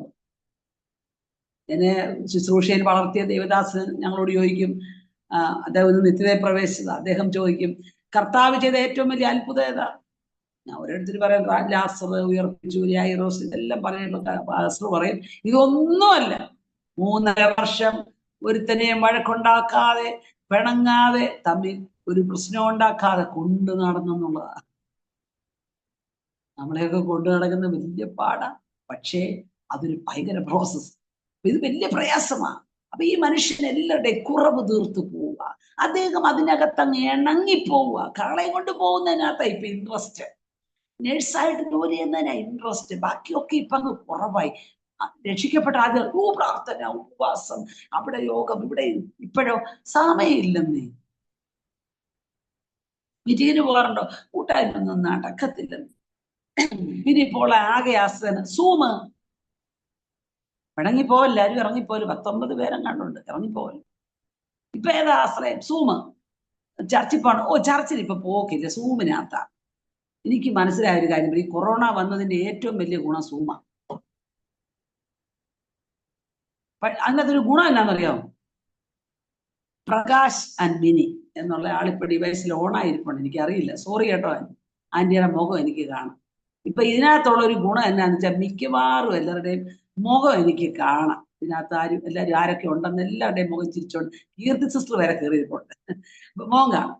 അപ്പോ ഈ ചില സൂമിനകത്ത് നമ്മൾ കയറിയാൽ പേരുണ്ടാളില്ല. അപ്പൊ ഈ അന്നമ്മ ഇതിനകത്ത് ഉണ്ട്, എവിടെ ഇല്ല, പക്ഷെ അന്നമ്മ ചമ്മന്തി അരയ്ക്കുക, അന്നമ്മ വാഷിംഗ് മെഷീനിൽ തുണി ഇടുക, നോക്കുമ്പോഴോ അന്നമ്മയുണ്ട് കേട്ടോ. ഇതൊരു നല്ല മറയായ സാധനമായിട്ട് വരരുത്. സഭായോഗത്തിന് എന്ന് മുഖം മൂടിക്കൊണ്ടിരിക്കുന്ന പോലല്ലേ ഇത്. വീഡിയോ ഓൺ ആക്കണം കേട്ടോ, വീഡിയോ ഓൺ ആക്കണം. വീഡിയോ ഓൺ ആക്കാൻ പറ്റത്തില്ല, തല ചീകിയില്ല നേരം വെളുത്ത് എഴുന്നേറ്റിട്ട്, പിന്നെ എങ്ങനെ വീഡിയോ ഓൺ ആക്കും? 12 മണിയായി, ഉച്ചയ്ക്ക് ഇതുവരെ പല്ല് തേച്ചിട്ടില്ല, പിന്നെ എങ്ങനെ ഇത് ഓണാക്കുന്നേ? മൊത്തം പോയില്ലേ? നേരം വെളുത്ത് എഴുന്നേറ്റ് തലയും തീകാതെ പല്ലും തേക്കാതെ പ്രാർത്ഥിക്കാതെ കയറിയാൽ തിരിക്കാൻ പറ്റുമോ? ചിലർക്ക് വല്ല പണിയും കഴിഞ്ഞിട്ടേ പല്ല് തേക്കത്തോളൂ. അതെന്താ? പല്ല് തേച്ച അപ്പൊ കഴിക്കണം. അയ്യോ, അപ്പൊ ഉപസിക്കാണേലുള്ള ആൾക്കൊന്നും നോക്കി നാട്ടിൽ പോലും ആൾക്കാർ, വീട്ടുകാരും അടുത്ത്, ക്ഷമിക്കണേ, നമുക്കൊരു ചിട്ട വേണ്ട, ഒരു ഡിസിപ്ലിൻ വേണ്ടേ. രാവിലെ എഴുന്നേറ്റിട്ട് തലയൊക്കെ ഇങ്ങനെ, ചിലരുടെ തലയൊക്കെ ഇങ്ങനെ സത്യസായി ബാബയുടെ തലമുടി പോലും ഇങ്ങനെ ഒന്ന് ഒതുക്കി മാന്യമായിട്ട് അതിനകത്തൊന്ന് ഇരുന്നാൽ മതിയല്ലേ. എന്തൊരു സന്തോഷം, മുഖം കാണുമ്പോ തന്നെ പ്രസംഗിക്കാൻ തോന്നണം. ജനലടച്ചേച്ച വീട്ടിൽ നിന്ന് ചമ്മന്തി അരയ്ക്കാൻ സൂം ഉപയോഗിക്കും. നമ്മൾ ദൈവത്തിന്റെ മുൻപിലായിരിക്കും. അപ്പം ഈ പുള്ളി ഇങ്ങനെ കാളയുടെ പുറമെ നടക്കും. പക്ഷെ എന്റെ ഒരു വിശ്വാസം ഞാൻ നിങ്ങളോട് പറയാം, ഈ മനുഷ്യൻ കാളയും കൊണ്ട് പുറത്തേക്ക് ഇറങ്ങുന്നു, അപ്പനും അമ്മയും വീട്ടിൽ നിന്ന് ഇങ്ങനെ പ്രാർത്ഥിച്ച് കാണുന്നത് ഞാനങ്ങ് ചിന്തിക്കുക, കർത്താവേ, ഇപ്പൊ അവൻ കാളയുടെ കൂടെയാ, പക്ഷേ അവന്റെ മേലുള്ള വിളി, അവനെ ഞങ്ങൾ പ്രാർത്ഥിച്ചാക്കുന്നത് അവൻ നിന്റെ വേല ചെയ്യണം. ശക്തനായ ഒരു ഏലിയ പ്രവാചകനെ കുറിച്ച് ഞങ്ങൾ കേട്ടിട്ടുണ്ട്. ഞങ്ങളുടെ സന്തതി അവനെ പോലൊരു പ്രവാചകനാകണം. എന്തുകൊണ്ടാണ് ഞാനിത് പറഞ്ഞത്?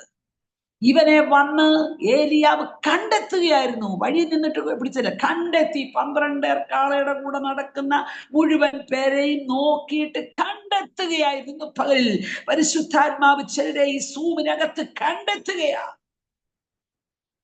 കണ്ടെത്തിയിട്ട് പുതപ്പിട്ടു. അവൻ ചോദിച്ചു, ഞാൻ എൻ്റെ അപ്പനോടും അമ്മയോടും യാത്ര ചോദിച്ചിട്ട് വരട്ടെ. ഏലിയാവ് ദീർഘദർശിയാണ്, അദ്ദേഹത്തിന് അറിയാം വീട്ടിൽ ചെന്ന ഒരു തടസ്സം ഉണ്ടാവില്ല. പൊകളാൻ പറഞ്ഞു. വീട്ടിൽ ചെന്നപ്പോ അമ്മ ഇങ്ങനെ ഒരു കാര്യം നടന്നു, പോക്കോ മോനെ, ഇത് പറയുന്ന അറിയാവുന്നോണ്ടാ വിട്ടെ. അല്ലെ ഏലിയാവ് പറയും, പോര്, വേണ്ട വേണ്ട, ഇപ്പൊ വീട്ടിൽ പോണ്ട, നിന്നെ പിന്നെ വിടത്തില്ല. അല്ല, ഞാൻ ഇന്നൊരു ദൂത് പറയാ, മാതാപിതാക്കളെ, നിങ്ങൾ പ്രാർത്ഥിച്ചിട്ടിരിക്കുന്ന നിങ്ങളുടെ തലമുറയെ കണ്ടെത്താൻ ചിലരെ ദൈവം അയക്കാൻ പോവാ.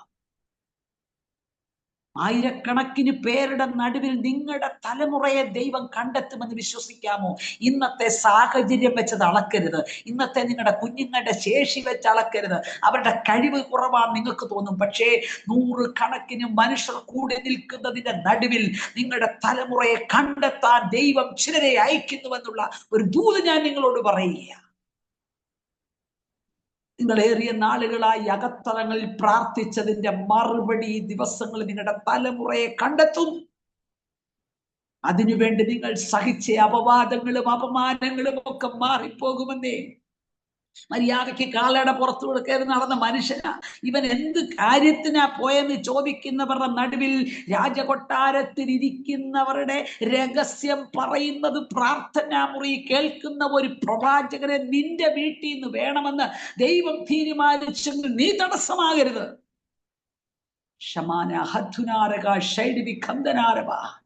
കർത്താവിന് വേറെ ആളില്ലാഞ്ഞിട്ടല്ല, നിന്റെ പ്രാർത്ഥനയുടെ മറുപടിയാകട്ടോ. ഈ ദിവസങ്ങളിൽ ചിലരുടെ തലമുറയെ ദൈവം കണ്ടെത്തിക്കാൻ പോവാ, ചിലരെ അയക്കാൻ പോവാ. വിശ്വസിച്ചോ? ആമേൻ പറഞ്ഞോ? ചിലർ നിങ്ങളുടെ തലമുറയെ കണ്ടെത്താൻ പോവാ.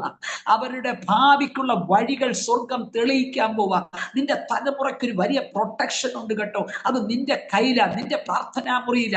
നീ ഹൃദയത്തിനകത്ത് നിന്റെ മരണം വരെ ചുമന്നുകൊണ്ട് നടക്കുന്നതാ നിന്റെ ഉദരം കൊടുത്ത തലമുറ. അതിനെ വേറെ വഴിക്കല്ല, നീ പ്രാർത്ഥിച്ചു. അവർ ചെല്ലേണ്ട സ്ഥലത്തെത്തുവാൻ, അവരെ കണ്ടെത്താൻ ദൈവം ചിലരെ അയക്കാൻ പോകും.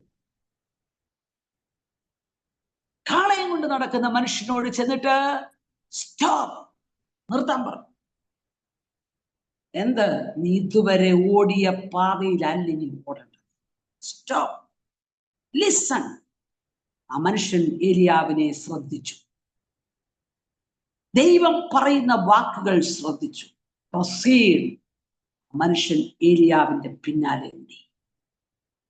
എപ്പോൾ വരെ? തൻ്റെ മേൽ വീണ പുതപ്പ് കയ്യിൽ സ്വന്തമായി ലഭിക്കുന്നത് വരെ അവൻ ഓടാം. ജീവിതത്തിൽ ചില സ്റ്റോപ്പുകൾ ദൈവം അനുവദിക്കും. ഓടിക്കൊണ്ടിരിക്കുകട്ടോ, ഒട്ടും വിശ്രമമില്ലാതെ ഓടുക. കർത്താവ് പറയും, സ്റ്റോപ്പ് മോനെ, സ്റ്റോപ്പ് ചെയ്യും. ഒരു കാര്യവും കൂടെ ഞാൻ നിങ്ങളോട് പറയും. കാളെ വെട്ടി നുറുക്കി, കലപ്പ വെട്ടി കണ്ടിച്ച് മുറിച്ച് അതേലോട്ട് വെച്ച് പാകം ചെയ്ത് നിന്ന മുഴുവൻ പേർക്ക് തീറ്റിച്ചു. ഞാൻ എലീശയോട് ചോദിച്ചു, നീ പോവാണെ പോ, ഈ കാളെ അവിടെ നിന്നോളിയല്ലേ, നിന്റെ അപ്പനും അമ്മയും ആരെങ്കിലും വെച്ചത് ചെയ്തോളിയല്ലേ. എലീശ എന്നോട് പറഞ്ഞു കേൾക്കണോ, നാളെ ഞാൻ പോകുന്നതേ വീഗാലാൻഡിനല്ല, ഞാൻ പോകുന്നത് അമേരിക്കൻ വിസായും കൊണ്ടല്ല, ഞാൻ പോകുന്നത് ശുശ്രൂഷയ്ക്കാ. ഏറ്റവും പ്രതികൂലമായ സാഹചര്യത്തിലേക്കാണ് ഞാൻ കാല് വെക്കുന്നേ. അവിടെ ചെല്ലുമ്പോൾ പട്ടിണി കിടക്കേണ്ടി വരും, അപവാദം കേൾക്കേണ്ടി വരും, മറ്റുള്ളവർ ഒറ്റപ്പെടുത്തും, മാറി നിൽക്കാൻ പറയും, പോക്കോളാൻ പറയും, തിരിഞ്ഞു പോകാൻ പറയും. പക്ഷെ അപ്പൊ പെട്ടെന്ന് എൻ്റെ മനസ്സിലേക്ക്, എൻ്റെ വീട്ടിലേക്ക് അലപ്പേൻ കാണാൻ വരുമ്പോൾ ഞാൻ ഒറ്റയോട്ടത്തിന് തിരിച്ചു വരും. അതുണ്ടാകാതിരിക്കാൻ അത് ഞാൻ തകർത്തിട്ടാ പോകുന്നേ. ഇത് മനസ്സിലായെങ്കിൽ സ്തോത്രം ചെയ്തു. നീ ചിലതൊക്കെ തകർത്തോ, നീ പിന്മാറി പോകാതിരിക്കാനാ. നിന്റെ മനസ്സുകൊണ്ട് നീ കർത്താവിനോടുള്ള ബന്ധത്തിൽ ചില തകർത്തയാളാണെങ്കിൽ നീ നാളെ എന്താണെന്ന് ഓർത്ത് ഭാരപ്പെടേണ്ട. നാളെ നിനക്ക് വേണ്ടി കരുതിയ ശ്രേഷ്ഠമായ വഴികൾ നിനക്ക് മാത്രമല്ല നിന്റെ തലമുറയ്ക്കും വെളിപ്പെടാൻ പോകുക. ഇന്ന് പകൽ ആത്മാവിന് ദൂതേറ്റെടുത്ത് സ്തോത്രം ചെയ്തു. ദൈവം ചില സ്ഥലങ്ങളിൽ നിന്നോട് സേല എന്ന് പറഞ്ഞെങ്കിൽ നിനക്ക് ഒരുക്കി വെച്ചത് സാധാരണ കാര്യമല്ലെന്നേ. എല്ലാരോടും സ്റ്റോപ്പ് പറയുന്നില്ലല്ലോ, എല്ലാരോടും ഒന്നും സ്റ്റോപ്പ് പറയുന്നില്ല. നമ്മൾ കണ്ടിട്ടില്ലേ, 110 ഓടി അങ്ങ് ഇടിച്ചങ്ങ് നിൽക്കുക, സ്റ്റോപ്പ് പറഞ്ഞിട്ടില്ല. ഭയങ്കര സ്പീഡില്ല ഓടി. എന്നാ ഓട്ടാന്ന്, എന്നാ തിരക്കാന്നറിയ ചോദിച്ചാല് ഭയങ്കരമായിട്ട് വിളിക്കും, എല്ലാരും അങ്ങ് വിളിക്കുക. ഇവിടെ സ്റ്റോപ്പില്ല, ഇടിച്ച് തകർന്ന് ദേ കിടക്കും. പിന്നെ പേര് പോലും കേൾക്കാൻ വേണ്ടാട്ടോ, വേണ്ട. ചില സ്ഥലങ്ങളിലൊന്ന് ഇരിക്കാൻ പറഞ്ഞിരിക്കുക, ഒന്ന് കരയാൻ പറഞ്ഞ കരയാം. എന്റെ പ്രിയമുള്ളവരെ, ദൈവസന്നിധിയിൽ ഇരുത്തുന്നത് നമുക്ക് ഇഷ്ടപ്പെടത്തില്ല, പക്ഷെ ഇരുന്നേ പറ്റും. ഞാൻ ചില രാത്രികളിൽ ഇങ്ങനെ ഈ ബാൽക്കണിയിൽ നിന്ന് സ്വർഗത്തിലേക്ക് നോക്കി ഞാൻ കരയും. ഞാൻ കിർസിസ്റ്റോട് കഴിഞ്ഞ ദിവസം പറഞ്ഞു, ഇതിലെ എയർപോർട്ടിനടുത്താണ് ഞാൻ താമസിക്കുന്നത്. 100,000 ഫ്ലൈറ്റ് ഇങ്ങനെ പോകുന്നത് ശബ്ദം കേൾക്കും. അതൊക്കെ ഇങ്ങനെ പോകുന്ന ഞാൻ കണ്ടുകൊണ്ട് രാത്രി ഞാൻ ഇങ്ങനെ പിടിച്ചോണ്ട് നിന്ന് കരയും. കർത്താവേ, സഹിക്കാൻ കഴിയാത്ത വേദനയുടെ നടുവിലൊക്കെ കരയുമ്പോൾ ഏറ്റവും മധുരമായ ശബ്ദം കേൾക്കുന്ന ദൈവത്തിന്റെ അടുക്കെന്ന. അച്ഛനും മക്കൾക്കും ഒന്നും ചിലപ്പോ പറയാൻ പറ്റത്തില്ലെന്നേ, അമ്മയുണ്ടെങ്കിലും പറയാൻ പറ്റത്തില്ല, അതൊക്കെ ലിമിറ്റില്ലേ. പക്ഷെ കർത്താവിനോട് ചോദിക്കുന്ന ചില ചോദ്യങ്ങളുണ്ടല്ലോ. ഇന്ന് രാവിലെ എന്നെ ധൈര്യപ്പെടുത്തുകയാണ്, ഞാൻ നിന്റെ കൂടെ ഇല്ലേ, ഞാൻ നിന്നെ സ്നേഹിക്കുന്നില്ലേ, നിന്നോട് സ്റ്റോപ്പ് പറഞ്ഞ ഞാനല്ലേ, നീ പോകുന്ന പാത എനിക്കറിയില്ലേ, നിന്റെ തലയിൽ ഒരു മുടി എത്ര ഈ ദിവസം വീഴുന്നുണ്ട്. ശാസ്ത്രം തെളിയിച്ചിരിക്കുന്ന ഒരു മനുഷ്യന്റെ തലയിൽ നിന്ന് ശരാശരി 80 മുടി പൊഴിയുമെന്ന. ഇന്ന് രാവിലെ മുടി ചീകിയോന്ന് അറിയത്തില്ല, ചീകിയപ്പോ 80 എണ്ണിയായിരുന്നു. നമ്മൾ എണ്ണുന്ന പോലും ഇല്ല. പക്ഷെ എത്ര മുടി വീഴുന്നെന്ന് അറിയുന്നൊരു കർത്താവാണെങ്കിൽ നീ ഇന്ന് കരയുന്ന വിഷയത്തിനകത്ത് തന്നെ ദൈവത്തിന് അറിയില്ലെന്നാണോ നിന്റെ വിചാരം? പിന്നെ എന്തിനാ ഞാനിങ്ങനെ ഇരിക്കുന്നത്? സ്റ്റോപ്പ് പറഞ്ഞവൻ അറിയാമല്ലോ നിന്നോട് പ്രൊസീഡ് പറയാൻ. നിന്നെ ഒരു സ്ഥലത്തിരുത്തി അവൻ അറിയില്ലേ നാളെ നിന്നെ എവിടെ കയക്കണമെന്ന്.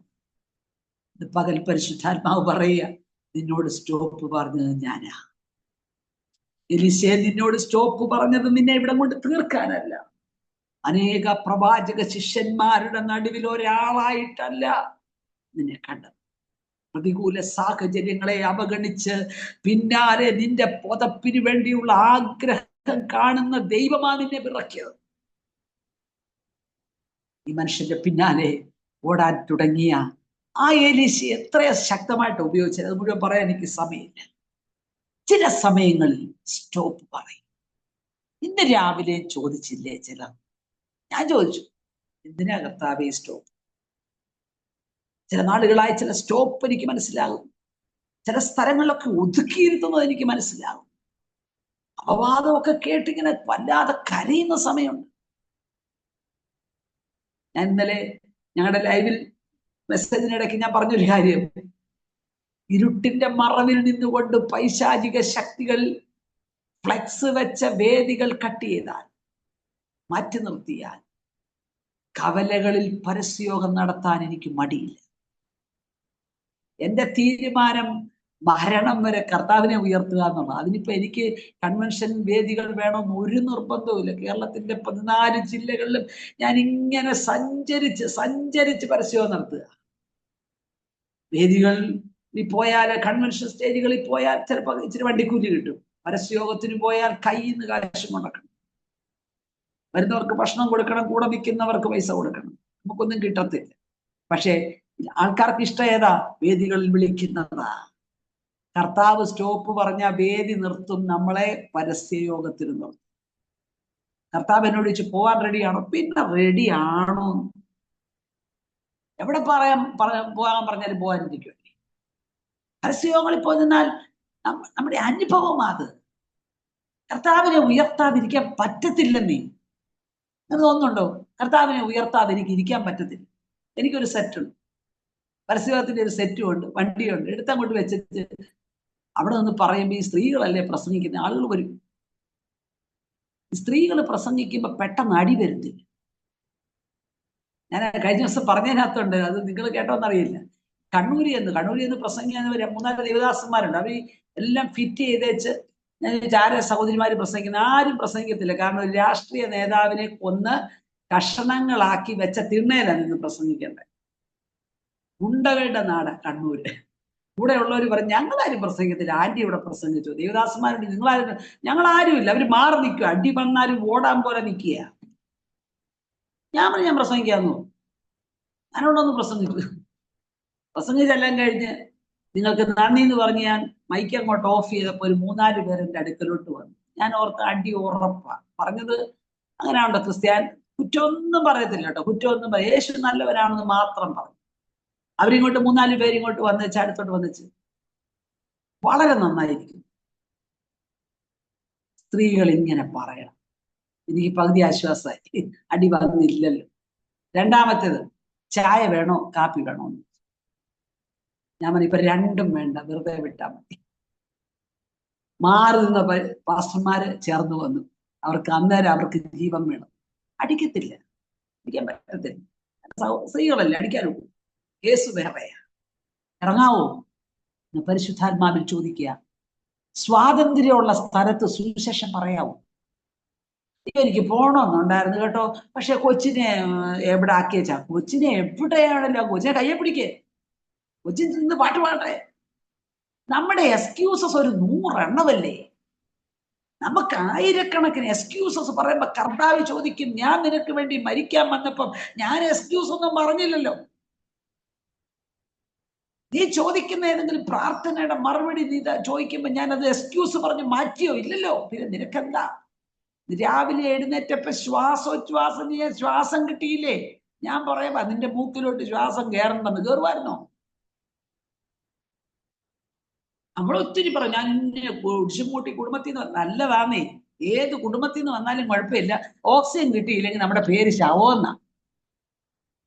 ഇല്ലല്ലോ. 40-ലധികം വാതകങ്ങൾ ഇങ്ങനെ ചുറ്റിക്കറങ്ങി നടക്കുന്ന അന്തരീക്ഷത്തിനകത്തുനിന്ന് ഡയറക്റ്റ് ഓക്സിജൻ മാത്രം മൂക്കിക്കൂടെ കയറി കാർബൺ ഡൈ ഓക്സൈഡ് പുറത്തേക്ക് പോകാനുള്ള സംവിധാനം ചെയ്തതാരാ? പഞ്ചായത്ത് പ്രസിഡന്റ് ആണോ? അല്ലല്ലോ. ക്ഷയിക്കാന്നു? അല്ലല്ലോ. അത് ചെയ്യാൻ അധികാരമുള്ളൊരു സർവശക്തന്റെ കീഴിലല്ലേ നമ്മൾ നിൽക്കുന്നേ. അപ്പൊ പിന്നെ അവരെയൊക്കെ കൂടുതൽ പേടിക്കേണ്ടതാരെയാ? ഇപ്പൊ കൊല്ലും കേട്ടോ എന്ന് പറഞ്ഞാൽ കർത്താവിന്റെ വചന നിമിത്തം കൊല്ലാൻ റെഡിയല്ലേ നമ്മൾ. 1-ാം നൂറ്റാണ്ടിലെ ആളുകൾ സുവിശേഷം സ്വീകരിച്ചത് ഈ 4 ഭിത്തിയുള്ള പള്ളിക്കകത്ത് അപ്പന്റെ മക്കളുടെ ഇടയ്ക്ക് നിന്നല്ല. നീറോ കൈസറിന്റെ വാള് തൂങ്ങിക്കിടക്കുമ്പോഴാ ഞാൻ യേശുവിനെ എന്റെ കർത്താവും രക്ഷിതാവുമായി സ്വീകരിക്കുന്ന 1-ാം നൂറ്റാണ്ടിലെ ആൾക്കാർ പറഞ്ഞു. നമ്മളെങ്ങനെയാ സ്നാനക്കുളത്തിലേക്ക് പോകുമ്പോ ഇപ്പൊ എന്തൊക്കെയാ കുളം ഉണ്ടല്ലോ, അങ്ങോട്ട് പോവണ്ടല്ലോ. പണ്ടൊക്കെ പോകുമ്പോ ചീത്ത വിളി കേട്ടോണ്ടാ പോണം. പുറകെയൊക്കെ ചീത്ത വിളിക്കും. പോവാ മോശമായ മാർഗത്തിലേക്ക് പോവാതൊക്കെ കേട്ടോണ്ടാ സ്നാനപ്പെട്ടു. ഇന്നോ ഇരുന്ന് സദ്യ പരിപാടി എല്ലാം ബാൻഡ് സെറ്റ് മേളം അതേ പോണതല്ല. എന്തിനാ പോയത്? കർത്താവിനൂടെ മരിക്കാനാ. അവന്റെ മരണ പുനരുദ്ധാരത്തിൽ പങ്കാളിയാകാൻ പോണന് നമ്മളിപ്പൊ ആഡംബരത്തിൽ പോവാ. 1-ാം നൂറ്റാണ്ടിലുള്ളൊരു പേടിച്ചു പോവാ. അടിയൊക്കെ കൊണ്ടുവച്ച് വരുന്ന അമ്മമാരുണ്ട്. എനിക്ക് അവരെയൊക്കെ ഇഷ്ടമാണ്. പക്ഷെ ഇപ്പൊ ഈ വാച്ച് അനുവദിക്കുന്നില്ല പറയാണ്. അടിയൊക്കെ കൊണ്ട് സ്നാനപ്പെട്ടേക്ക് ഇങ്ങോട്ട് കയറി വന്നപ്പോ വലിയ മുള്ളിന്റെ പത്തല് വെട്ടി വെച്ച ഒരൊറ്റ അടി അങ്ങ് കൊടുത്തു ഭർത്താവ് ഭാര്യക്കിട്ടു. നീ എവിടെ അടി പോയെ? നീ സ്നാനപ്പെട്ടില്ലേ? ഇനി സ്നാനപ്പെടുവോടിന്ന് ചോദിച്ചു. ഇല്ലെന്ന്. അടി നിർത്തി. അല്ലെങ്കിൽ പുള്ളി കൊന്നേന്. ഇനി സ്നാനപ്പെടുവോ? ഇല്ല. നമ്മളാണല്ലോ അങ്ങനെ പെടാൻ തന്നെ ഇറങ്ങി എന്ത് പാടുപെട്ടാന്ന് നമുക്കറിയാം. ഞാൻ പറഞ്ഞത് ഇന്ന് പലർക്കും പലതും പേടിയാ. കർത്താവിന് വേണ്ടി ഇറങ്ങിയ പണ്ടത്തെ അമ്മച്ചിമാരുണ്ട്. നിങ്ങൾ എത്ര പേരൊക്കെ അത് കാണിച്ചോണ്ടെന്ന് എനിക്കറിയത്തില്ല. ഈ മുണ്ടൊക്കെ ഞൊറിഞ്ഞ് പുറകോട്ട് എടുത്ത് കവലകളിലൊക്കെ പോയി നിന്ന് സുവിശേഷത്തിന് വേണ്ടി നിന്ന അമ്മച്ചിമാരൊക്കെ ഞങ്ങൾക്കുണ്ട്. എന്റെ വല്യപ്പച്ചൻ്റെ ഒരാളാ, പത്തിച്ചിറ യോനാച്ചൻ എന്ന് പറയും. അദ്ദേഹം മരിച്ചു, നിത്യ വിശ്രമിക്കുക. ആ അപ്പച്ചന്റെ ഒക്കെ വീതി ഒരു ശകലം ഞങ്ങൾക്കൊക്കെ കിട്ടിയിട്ടുണ്ട്. എന്റെ മേത്തുകൊണ്ട് തലയിലൊക്കെ കൈ വെച്ച് പ്രാർത്ഥിച്ചിട്ടുണ്ട്. അന്ന് ഞങ്ങൾ വിശ്വാസത്തിലൊന്നും അല്ല, പക്ഷെ പ്രാർത്ഥിച്ചിട്ടുണ്ട്. അതുകൊണ്ട് ആ വീര്യം ചിലപ്പോൾ എനിക്കും കയറും. അപ്പച്ചനൊക്കെ വീട്ടിൽ നിന്ന് ഇറങ്ങുമ്പം ദൂരെ ഇരിക്കുന്ന മൊബൈൽ ഫോൺ ഇല്ലാത്ത കാലത്ത് മൈലുകൾക്ക് അപ്പുറത്തിരിക്കുന്ന ഭൂതം കയറിയ ആള് പറയും ഞാൻ പൊക്കോളാം, എന്നെ ഇറക്കാനുള്ള ആള് വരുന്നുണ്ടെന്ന്. ഇപ്പോഴെങ്ങനെയാ പറയണേന്ന് അറിയാവോ? നിങ്ങൾക്ക് അറിയാം എങ്ങനെയാ വന്ന് ഞാൻ പറയണ്ടേ. എന്നെ കൂട്ടിരിക്കാൻ പറ്റിയ ആള് വരുന്നുണ്ടെന്ന്. അങ്ങനെയൊക്കെ ഭൂതം ഇളക്കിയൊരു കാലമുണ്ട്. ഇന്ന് ഭൂതം ഇളകുന്നുണ്ടോ? ഭൂതം ഇളകിയാ പിന്നെ പകുതി പേര് സഭയെ കാണില്ല. കാര്യം നമ്മുടെ കൂടെ ഏറ്റവും വലിയ ഭൂതം ഇരിക്കുക, പിന്നെ എങ്ങനെ ഇളകുന്നു? ആ പിതാവിന്റെ ഒക്കെ കാലത്ത് അവർ ഒത്തിരി കഷ്ടം സഹിച്ച കർത്താവിന് വേണ്ടി നിന്നത്. അങ്ങനെ ഇരിക്കുന്ന ഒരു കാലഘട്ടത്തിലാ ഈ പരസ്യയോഗം നടക്കും. അന്നൊക്കെ ഉപദേശിമാർക്ക് മൈക്കൊന്നുമില്ല, സെറ്റില്ല, വണ്ടി കൊണ്ടിടാനില്ല. നടന്ന് ഒരു ഉപദേശി 4 അമ്മച്ചിമാരും കൂടെ കവലയിൽ പോയെന്ന് പരസ്യയോഗം പ്രസംഗിക്കുകയാണ്. പറയാൻ വന്ന വിഷയം തീരത്തില്ല, എന്നാലും ഇത് പറഞ്ഞു നിർത്തി. പ്രസംഗിക്കാൻ ഇങ്ങോട്ട് വന്നപ്പോ ഒരു ആനക്കാരനൊരു രസം. അവൻ പറഞ്ഞ് ഇന്ന് പ്രസംഗിപ്പിക്കത്തില്ല. അവൻ ആനയെ അഴിച്ചങ്ങ് വിട്ടു. പരസ്യയോഗത്തിൽ നിൽക്കുന്ന അമ്മച്ചിമാരും പാസ്റ്ററും കൂടെ നിൽക്കുന്നതിന് നടുവിട്ട് ആന വന്നപ്പോ പിന്നെ പാസ്റ്റർ അങ്ങോട്ട് നടക്കുന്നു, അമ്മച്ചിമാർ ഇങ്ങോട്ട് നടക്കുന്നു. ഇവർക്ക് അലങ്കോലമായി പരസ്യയോഗം പ്രസംഗിക്കാനൊക്കെ. അപ്പം പാസ്റ്ററോട് ഉപദേശിയോട് അമ്മച്ചി ചോദിച്ചു, ഒരമ്മച്ചി നല്ല മിടിക്കായിരുന്നു, ഉപദേശി പ്രസംഗിക്കത്തില്ലയോ? ഈ ആന ഇങ്ങനെ വട്ടം കറങ്ങുമ്പോ എങ്ങനെയാ പേടിച്ചിട്ട് പ്രസംഗിക്കുന്നത്? ആനയാണ് വിഷയം. അമ്മച്ചി പറഞ്ഞു അവിടെ ഇരിക്കാനെന്ന്. എല്ലാരും ഉണ്ടല്ലോ അല്ലേ, ഇറങ്ങി പോയില്ലല്ലോ. അവിടെ ഇരിക്കാനെന്ന് പറഞ്ഞു. ആന അവിടെ ഇരുന്നു. പരസ്യയോഗം പ്രസംഗിച്ചു, ഉപദേശിയോട് പ്രസംഗിച്ചോളാൻ പറഞ്ഞു. പ്രസംഗം എല്ലാം കഴിഞ്ഞേച്ച് ഉപദേശിയുടെ വീട്ടോട്ടും പോയി, അമ്മച്ചിയുടെ വീട്ടോട്ടും. അരമണിക്കൂർ കഴിഞ്ഞപ്പോ ആനക്കാര് 2 പേര് അമ്മച്ചിയുടെ വീട് അന്വേഷിച്ച് വീട്ടിൽ വന്നു. എന്താ വന്നേ? അമ്മച്ചി ആന എഴുന്നേക്കുന്നില്ല. ആന എഴുന്നേക്കുന്നില്ല. ഞങ്ങളുടെ പരസ്യം തീർന്നല്ലോ, പിന്നെ ആന എവിടെ ഇരിക്കുന്നത്? അതറിയത്തില്ല. ആന എഴുന്നേക്കുന്നില്ല. ഇനി മേലാൽ ഈ പണിക്ക് വന്നേക്കരുത്, പോയി ആനയെ കൊണ്ട് പൊക്കോളാം. പിന്നെ ചെന്ന് പറഞ്ഞപ്പോ ആന എഴുന്നേറ്റു. ആന ഇരുത്തിയ അമ്മച്ചിമാരുടെ പിൻഗാമികളാ നമ്മൾ പൂച്ചയെ പോലും ഇരുത്തത്തില്ലെന്നുള്ളതാ സത്യം. സുവിശേഷത്തിന് വേണ്ടി എന്താ ചെയ്യേണ്ടത്? എന്ത് ചെയ്യും. പക്ഷെ ഒന്നും ചെയ്തില്ല. 2024 ആരംഭത്തിൽ എഴുന്നേറ്റ് സഭായോഗത്തിന് ആണ്ടർയോഗത്തിന് 24 ദൈവം എനിക്ക് തന്ന, ഞാൻ ഇവിടെ എല്ലാം ശരിയാക്കും. എന്തോ ശരിയാക്കി? ഒന്നും ശരിയാക്കിയില്ല. ഇനിയെങ്കിലും ഇങ്ങനെ പറയല്ലേ, എന്തെങ്കിലും ചെയ്യുമെങ്കിൽ പറഞ്ഞാൽ മതി. ഇപ്പൊ അടുത്ത ആണ്ടർയോഗം വരുന്നു. കള്ളം പറയാനുള്ള ഏറ്റവും നല്ല സമയമാണ്. സ്റ്റോപ്പ്. ദൈവം ചില സ്ഥലങ്ങളിൽ സ്റ്റോപ്പാക്കി. എനിക്ക് പറയാൻ സമയമില്ല, എന്നാലും ഞാൻ ഒരു വാക്ക് നിയമത്തിലേക്ക് വരുമ്പോ വളരെ തിരക്കോടെ ഓടിയ മനുഷ്യനാണ് ഫിലിപ്പോസ്. ഓടുക. യെരൂശലേമിൽ മുഴുവൻ, ശമര്യയിൽ മുഴുവൻ സുവിശേഷം കൊണ്ട് നിറച്ചു. അത്ഭുതങ്ങളും അടയാളങ്ങളും ഒക്കെ നടന്നു. ആ ത്രില്ലിൽ ഇങ്ങനെ നിൽക്കുക. താൻ കൈ തൊട്ടാ രോഗി സൗഖ്യമാകും, അത്ഭുതങ്ങൾ നടക്കും. ത്രില്ലിനകത്ത് നിൽക്കുമ്പോ തമ്പുരാൻ പറഞ്ഞു, സ്റ്റോപ്പ്,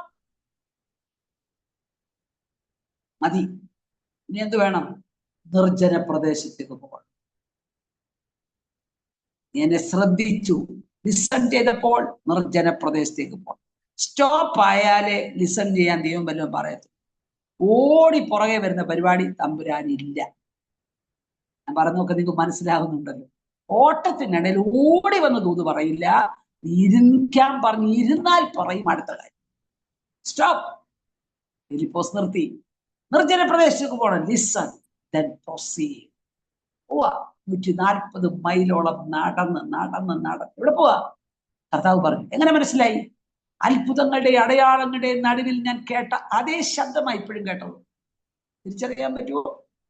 എല്ലാ കാലത്തും ദൈവം സമൃദ്ധിയുടെ സുവിശേഷം മാത്രമല്ല പറയുന്നത്, എല്ലാം അനുഗ്രഹിക്കപ്പെടുന്നു മാത്രമല്ല പറയുന്നത്, കഷ്ടത സഹിക്കാനുള്ള ചിലതും കൂടെ കർത്താവ് പറയും. നീ നിൽക്കുന്ന ശുശ്രൂഷയിൽ ഒരു ബ്രേക്ക് വേണമെന്ന് കർത്താവ് പറയും. നീ അവിടെ ഇരിക്കാൻ ദൈവം പറയും. അയ്യോ എനിക്ക് വരുമാനമില്ല, കാര്യം നീ വിട്, ഞാൻ കരുതുന്നവനല്ലേ. സ്റ്റോപ്പ് ചെയ്ത് കഴിയുമ്പോൾ നീ പോണം നിർജ്ജന പ്രദേശം. കർത്താവേ, ഞാൻ ഇത്രയും ആൾക്കൂട്ടത്തിൻ്റെ ഇടയിൽ നിന്നയാളല്ലേ, എനിക്ക് എൻ്റെതായ ഒരു പൊസിഷൻ, എനിക്ക് MD ഉണ്ട്, ഞാൻ ആരാന്നൊക്കെ നിനക്കറിയില്ല, ഞാൻ BSc നേഴ്സ് കഴിഞ്ഞ് MSc കൂടെ കഴിഞ്ഞയാളാ, എനിക്ക് അങ്ങനെ വല്ലോ എൻ്റെ ആ ഒരു സ്റ്റാറ്റസ് വിട്ടേ പറ്റൂ. സുവിശേഷം പറയാൻ, നിന്റെ കൂടെയുള്ളവരോട് സംസാരിക്കാൻ നീ ചിലത് വിട്ടേ പറ്റൂ. നമ്മുടെ പ്രയോറിറ്റീസ് മാറ്റിയേ പറ്റുമെന്നീ. ചില സ്ഥലങ്ങളിൽ ദൈവം അതിനുവേണ്ടി സ്റ്റോപ്പ് ആക്കുകയാ. എനിക്ക് മിണ്ടാൻ പറ്റും, മിണ്ടണ്ട, ഇരുന്നോ, പ്രാർത്ഥിച്ചോ. ഈ മനുഷ്യൻ അവിടെ ചെന്ന് നടന്ന് കഷ്ടപ്പെട്ട് ചെല്ലുമ്പോ ദൂരത്തൊരു തേര് വരുന്നു. തേര് വരുന്നുണ്ട്, ആരാന്നൊന്നും അറിയില്ല. പക്ഷെ തേരിനടുക്ക ചേർന്ന് നടക്കാൻ പറഞ്ഞു. ശ്രദ്ധിക്കുന്നവന് മാത്രമേ ഇതറിയത്തുള്ളൂ. തേരിനകത്തോട് ചാടിക്കയറടാന്നല്ല പറഞ്ഞ, തേരിനോട് നീ ചേർന്ന് നടക്കുക. അതായി ലിസൺ ചെയ്യാന്ന് പറഞ്ഞാൽ കേൾക്കേണ്ടത് കേട്ടാൽ മതി. നമ്മളങ്ങ് ഓവറായിട്ട് കേൾക്കും, അത് ദൈവം ഇഷ്ടപ്പെടുന്നില്ല. നീ തേരിനോട് ചേർന്ന് നടക്കാൻ ദൈവം അനുവദിച്ച സമയത്ത് ചേർന്ന് നടന്നാൽ മതി. ചാടിക്കയറണ്ട. തേരിനകത്ത് നീ കയറേണ്ടതിന് ഞാൻ തേരിനകത്തിരിക്കുന്നവനോട് സംസാരിച്ചോളാം. അവരെന്റെ ശബ്ദം കേൾക്കട്ടെ. അവൻ ചോദിക്കുക, അവരിങ്ങോട്ട് പറയാ കയറിയിരിക്കാൻ. ഈ പുസ്തകം വായിക്കുന്നൊക്കെ മനസ്സിലാകുന്നുണ്ടോ? ഇതിലൊന്നും പിടി കിട്ടുന്നില്ല. എന്നാ ഇങ്ങോട്ട് കയറിയിരിക്കേ. അല്ലാതെ ഞാൻ അങ്ങോട്ട് കയറി ഇരിക്കട്ടെ ചോദിക്കണ്ടെന്നേ. വെയിറ്റ്. ചില സമയത്ത് വെയിറ്റ് ചെയ്യണമെന്നേ. കഷ്ടതയിലാന്നേ. 140 മൈലൊക്കെ നടന്ന് കാലിനൊക്കെ നീരും വെച്ച് കാണും. പക്ഷെ നീ ചാടിക്കയറണ്ടെന്നേ. ദൈവത്തിന്റെ അനുവദിച്ച ടൈം കഴിയുമ്പോ അകത്തുള്ളവനോട് ഞാൻ സംസാരിച്ചോളാം. അവൻ പറയും കയറിയിരിക്കാൻ. കയറിയിരുന്നു. വചനം വ്യാഖ്യാനിച്ചു കൊടുത്തു. അവന് വെള്ളം കണ്ടപ്പം ഷണ്ണനാണോ പറഞ്ഞേ, ഫിലിപ്പോസ് ആണോ പറഞ്ഞത് സ്നാനപ്പെടാൻ? ഷണ്ണനാ പറഞ്ഞു. ദൈവം അയച്ച അങ്ങനെ. നമ്മളെത്ര വെള്ളിയാഴ്ചയായിട്ട് പറഞ്ഞിട്ട് വല്ലൊരു സ്നാനപ്പെടുന്നുണ്ട്. ആ പുള്ളി ഇങ്ങോട്ട് ചോദിക്കാം, ദേ വെള്ളം കിടക്കുന്നതിന് മുക്കാമേര്. സ്നാനപ്പെടുത്തി കഴിഞ്ഞപ്പോ ദൈവം അയച്ചവനെ കൊണ്ടുപോകേണ്ട വഴി ദൈവത്തിന് അറിയാം.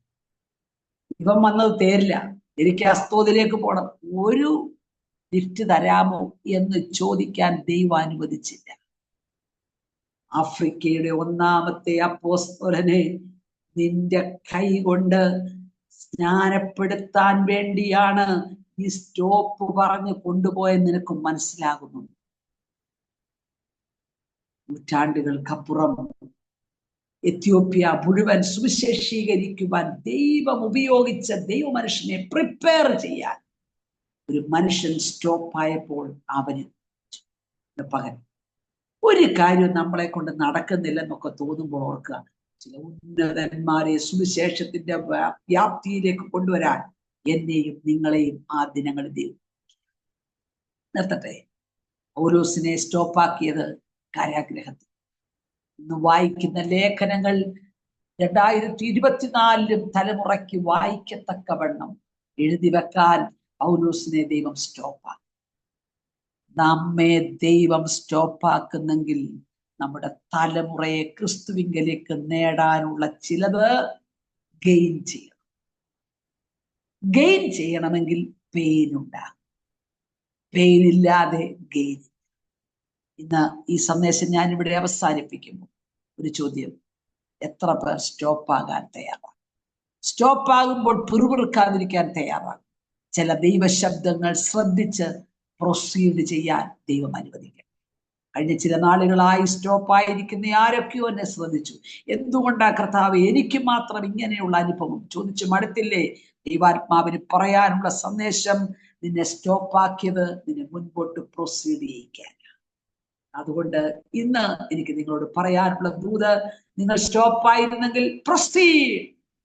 ദൈവശബ്ദം കേട്ട് മുൻപോട്ട് പോകാൻ തയ്യാറാണ്.